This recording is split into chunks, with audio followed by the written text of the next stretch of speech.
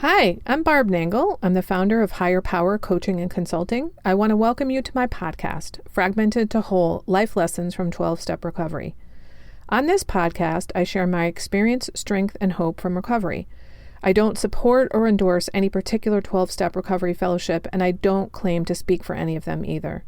My hope is that you will find my words helpful in some way, whether you're in recovery or not.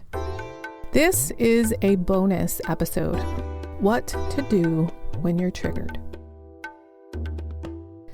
When you're triggered, it's very hard to think, and this is purposeful because being triggered means we're in fight or flight mode. The animal in us is put into fight or flight mode to take action. It is not to think, and this is why our frontal lobe, the thinking part of our brain, gets cut off during this time. So I find it very helpful to have some go-to strategies for what to do when I'm triggered so I don't have to think. And the strategies I'm about to share with you really have to do with getting into the present moment and reminding ourselves that we're here, we're now, we're in our bodies, and we're safe. So the first has to do with using our breath and connecting with our breath. So you can simply take a series of deep breaths until you are calm. And when you get to the point where you can breathe naturally and you're no longer in that triggered state, what you've done is tell your body, I am safe.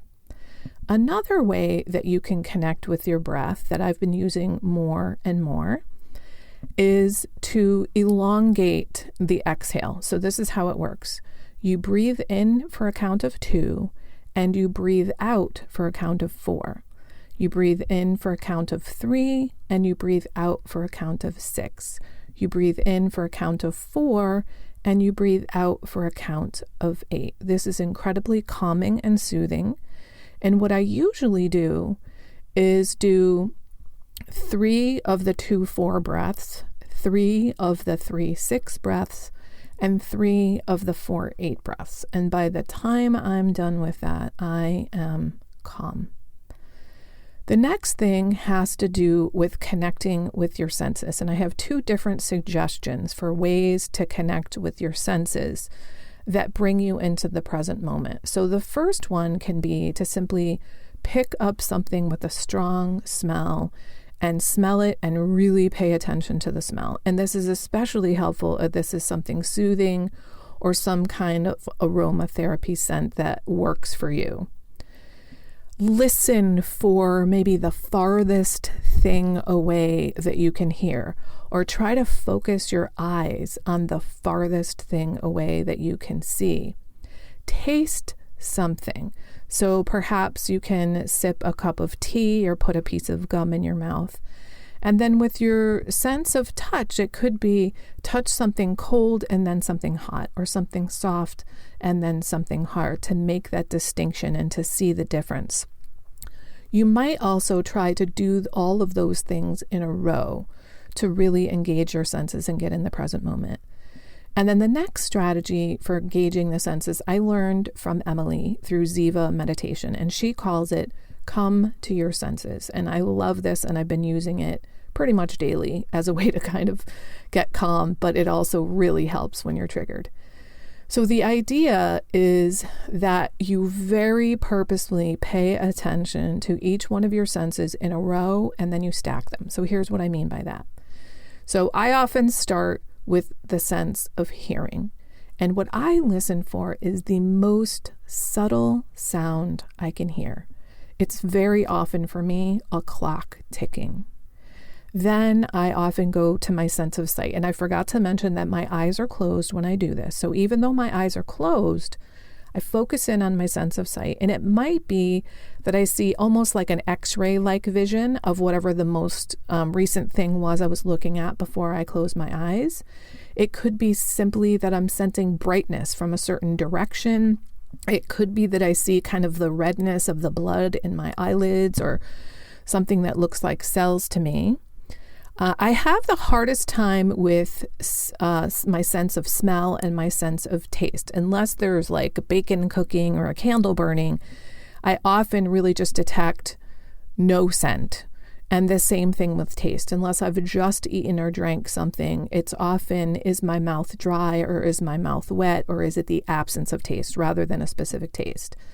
Then with my sense of touch, I usually try to go up and down my entire body. I often try to pay attention to feeling my socks on my body and my pants on my leg and the waistband around my waist and my bra on my back and my shoulders. And if I want to get really subtle, perhaps the air going in and out of my nose. And then after I've done all that, then I try to stack them. That is, I try to hold all of them in my consciousness at the same time. I'm often not really able to do that. So easily I can do 3 senses, which is typically sight, touch, and hearing. Then when I go to add either taste or smell, I can hold on to that 4th one very briefly, but because it's so subtle, it's hard to hold on to. And any time when I've been able to include that 5th sense, it's been for like a whisper of a second. But the point is to try to do this, not necessarily to accomplish it. And what it does is not only connect you to your senses in the here and now and make you present and help your body know you're here, you're now, you're safe, but that trick of trying to stack them all at once gives your mind something to focus on. Rather than having all kinds of crazy thoughts, you're giving your mind something to do. And your mind always wants something to do. So you might as well give it something that is healthy and that is in the present moment. So I challenge you to either hold on to this recording so that you can go to it the next time you're triggered, or maybe make a note on your cell phone, since you probably always have that with you, and just write down the 1, 2, 3, or 4 strategies I just named that you find most helpful in a bulleted list so that you can remember them when you're triggered. I wish you peace and serenity. That's it for today. Please share this episode with anyone who might find it helpful. If you like what you've heard here, you might be interested in private coaching with me. If that sounds like you, then head on over to barbchat.net, or you can get on my calendar for a free 20-minute consultation to help you make lasting changes in your life, like I've made deep, lasting changes in my life. My ideal client is someone who is ripe for change, but I'll coach anyone who wants to be happy, joyous, and free. So if that's you, then go to barbchat.net and get on my calendar. I'd love to chat with you. Please like and subscribe to this podcast on your favorite podcast outlet. This helps other people find me. Thanks for listening.